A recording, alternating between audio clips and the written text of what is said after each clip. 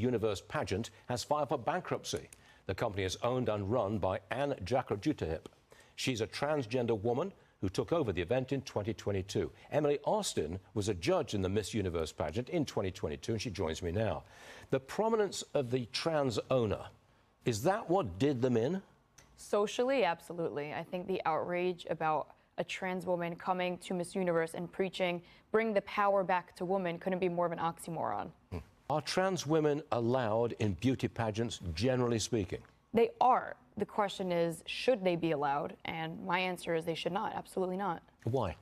Because if you want to empower women, the way to do it is not demeaning women and belittling women by allowing men or biological men who became a woman to come into an industry like sports, like beauty pageants, come all dolled up plastic, beautiful men, by the way, and start dominating women's industries. That's the opposite of women's empowerment.